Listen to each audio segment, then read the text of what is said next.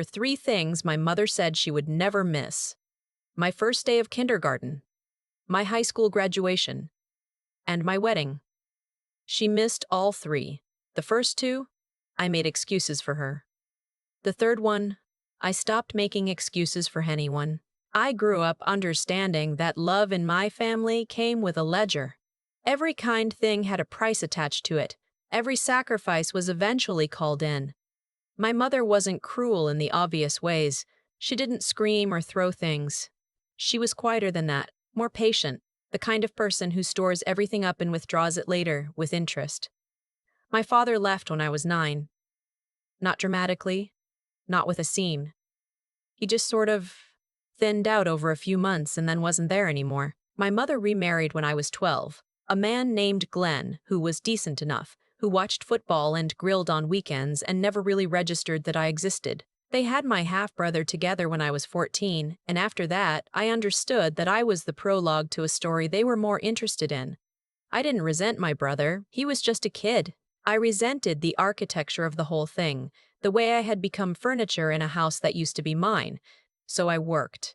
I got good grades because I understood early that good grades meant options, and options meant I could eventually leave. I got a partial scholarship to a state school 4 hours away, took out loans for the rest, and drove myself there in a car that needed a quart of oil every 6 weeks. Nobody helped me move in. My mother said she had a thing with Glenn's parents that weekend. I told her it was fine. It was fine. I knew how to be fine. I became a medical billing specialist.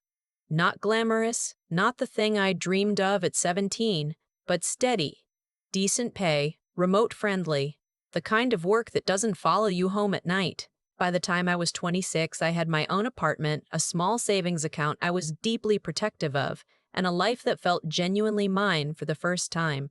That was also the year my mother called to tell me that she and Glenn were going through something. What they were going through, it turned out, was that Glenn had made some bad investments and they needed help covering 3 months of their mortgage. I said I'd help with 1 month. I sent the money. I told myself it was a one-time thing. It wasn't a one-time thing. Over the next 2 years, the requests came in a pattern I got very good at not naming. Car repair, a medical bill, the furnace, my brother's school trip, each one individually reasonable, collectively something else. I kept a mental tally but never said it out loud, the way you don't say certain things out loud because once you do, you have to deal with them. The tally, by the time I met Aaron, was somewhere around $14,000. Not loans, gifts. My mother never used the word loan. I met Aaron at a work conference. He was in healthcare administration. I was in billing. We ended up at the same round table and disagreed pleasantly about software platforms for 45 minutes. He asked for my number before we left the room. I gave it to him before I thought too hard about it. He was steady in a way I wasn't used to. Not boring, steady. He had opinions and he stated them. He made plans and followed through on them. He said what he meant. His family was loud and close and showed up for things which was so foreign to me it was almost overwhelming at first. His mother called him on his birthday and sang to him badly over the phone, and I sat next to him on the couch while it happened and felt something I couldn't immediately name. We dated for 2 years. He proposed on a Tuesday, quietly, in the kitchen while I was making pasta. No production, no restaurant, no audience. Just him and a ring and a question. I said yes before he finished asking. When I called my mother to tell her, there was a pause before she congratulated me. "Will he be helping with some of the expenses?" she asked. "Since you're combining incomes now," I told her we'd figure things out. I changed the subject. We decided on a small wedding. Neither of us wanted the performance of a large 130 people, a venue that was actually a renovated barn an hour outside the city, dinner and dancing and something real instead of something impressive. I called my mother to ask if she and Glenn would come. Of course, she said. Of course they would come. She asked about the dress, about the flowers, and then, gently, the way she always did it, mentioned that Glenn's hours had been cut and things were tight. I paid for their hotel room. 2 nights, because I thought they might want to come the day before and settle in. I arranged a ride from the hotel to the venue with Aaron's uncle, who was already making the same drive. I thought I had covered everything. 3 weeks before the wedding, my mother called again. Glenn couldn't get the time off work, she said. She said it like she was reporting the weather. "What do you mean?" I asked. "He can't get coverage. You know how it is." "And you?" I said. "Can you still come?" There was a pause I had learned to dread over the years. A pause that meant the answer was already no, and she was deciding how to frame it. "It would be awkward to come without Glenn," she said. "You understand." I understood. I understood perfectly. I told her I had to go and hung up the phone and sat on the edge of my bed for a long time. Aaron came home and found me there and sat down next to me without saying anything, which was exactly what I needed. "She's not coming," I said. "I know," he said. He'd already expected it. He knew them by this point. He'd been watching the ledger even when I pretended it didn't exist. I didn't cancel their hotel reservation right away. Part of me, the part that had been making excuses since I was 9 years old, held on to the idea that maybe she would change her mind. Maybe Glenn would get coverage. Maybe something would shift. The reservation was for a non-refundable rate. I'd made a mistake booking it, so I let it sit. The week of the wedding, I got a text from my mother, just checking in. "Hope everything is going smoothly. Are you nervous?" I stared at it for a long time. I wrote 3 different responses and deleted them all. I finally sent back, "Everything is fine." She responded with a heart emoji. That was the last thing she sent before the wedding. The morning of, I was calmer than I expected to be. Aaron's mother came to the venue early and helped me with my veil. His sister brought coffee and made everyone laugh, and I realized somewhere in the middle of it that I was genuinely happy, not performing happiness, actually feeling it. And the feeling was not smaller for the people who weren't there. The ceremony was short and true. Aaron cried a little, which made me cry, which made his mother cry, and his uncle laughed at all of them. 30 people who had chosen to be there, who had driven or flown or rearranged their weekends, who sat in those chairs because they wanted to witness something. I thought briefly about my mother during the vows, and then I let the thought go. Dinner was good. Dancing was better. Aaron's grandmother taught me a step I immediately forgot, and we both laughed about it. I went to bed that night feeling whole. What came next, I wasn't prepared for. 2 days after we got back from our honeymoon, a long weekend at a cabin because we were saving for a house, I got a phone call from my mother. Not a text. An actual call. She needed money. Glenn's car had finally given out, she said. They needed $3,000 for a replacement, something reliable. She'd looked at the numbers and they couldn't cover it on their own. I sat with that for a moment. "You didn't come to my wedding," I said. "Honey, we talked about this."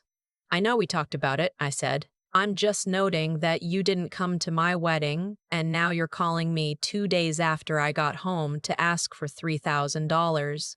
I didn't think you'd want me to wait." "I need to talk to Aaron," I said. Of course, just let me know."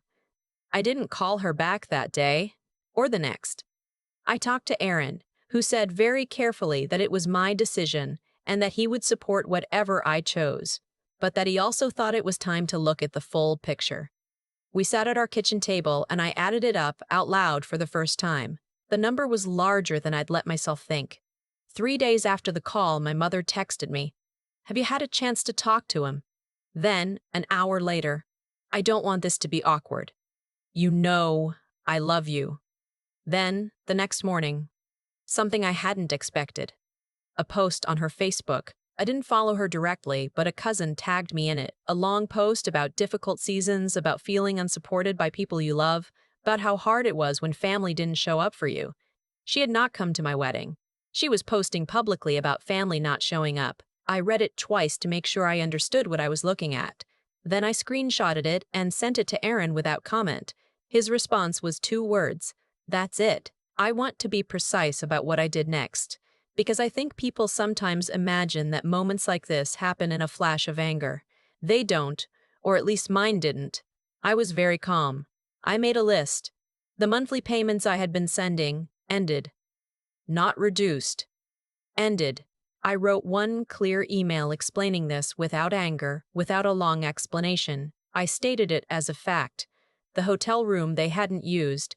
I submitted a claim through my credit card for the non-refundable rate on the basis that the room had been booked under false pretenses. My car company was sympathetic. I got the charge reversed. I contacted my bank and reviewed every account. Erin and I had already been combining finances. I made sure the accounts she had ever had access to, not many, but one old joint checking account from years ago that I'd never fully closed or separated. While I was doing this, I found something I hadn't been looking for. Two small charges on that old account from vendors I didn't recognize from 3 months prior. I dug further. They were real, not huge, a few $100s total, but real, and not mine. I took that information to our bank. I filed a report. The bank flagged it and opened an investigation. I then called my mother and told her what I had found. The silence on the other end of the line was different from her other silences. Heavier.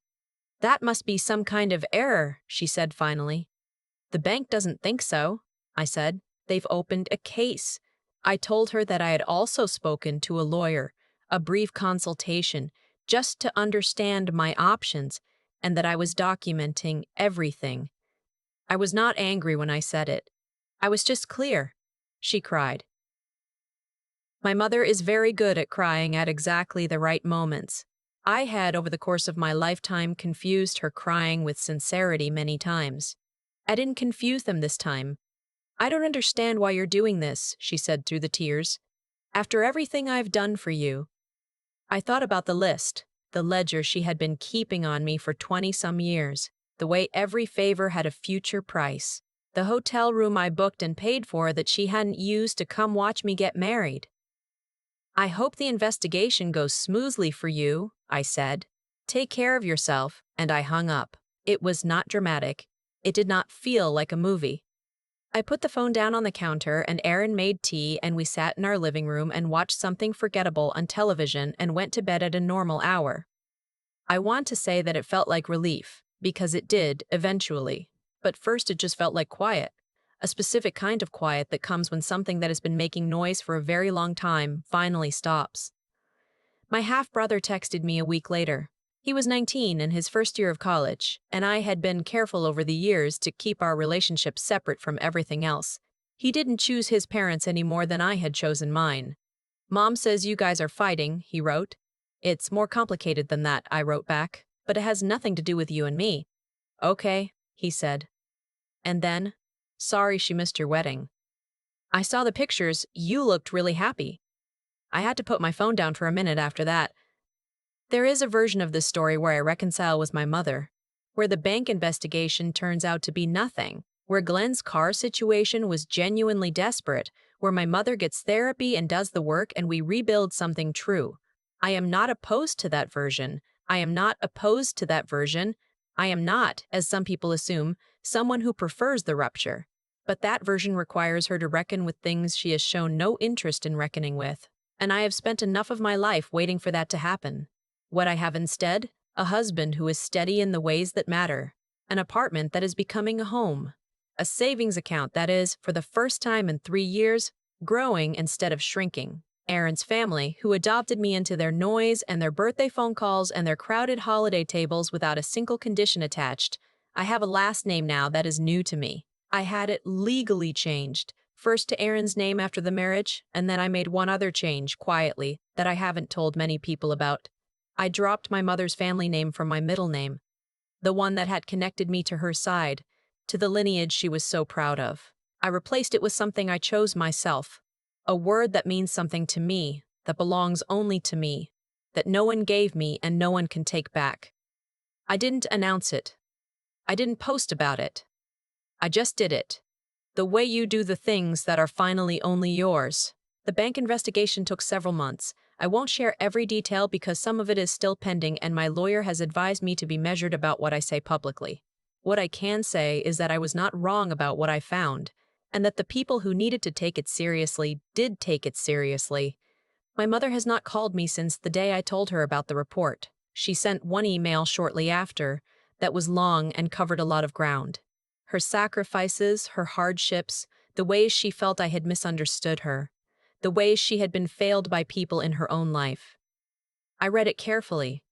I did not respond. I forwarded it to my lawyer, who said it was not relevant to anything. I know that there are people, some of them might be reading this right now, who think I moved too fast, who think that a mother who makes mistakes deserves more patience, more grace, more chances. I understand that perspective. I held it for a long time. What changed wasn't my capacity for patience. What changed was my understanding of who the patience was for. I was being patient for her comfort, not for my healing, not for my marriage, not for the life I was trying to build with someone who actually showed up. At some point, you have to ask yourself, what am I protecting and why? Aaron asked me recently, on a regular Tuesday evening, out of nowhere, if I was okay. Not about the situation, not about my mother, just in general. The way you ask someone you love when you've been paying attention. I thought about it for a moment, genuinely. Yeah, I said.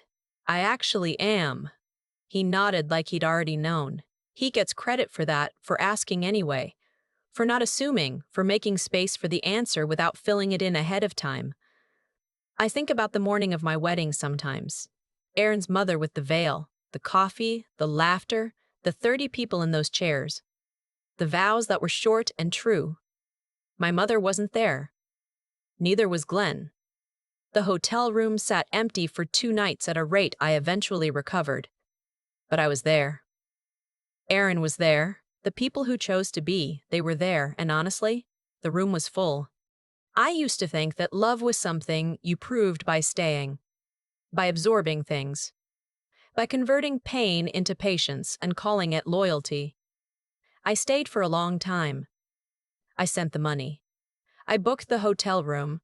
I made the excuses. And when my mother didn't come to my wedding, not because she couldn't, but because it wasn't convenient, I still waited a few more days before I let myself feel it clearly.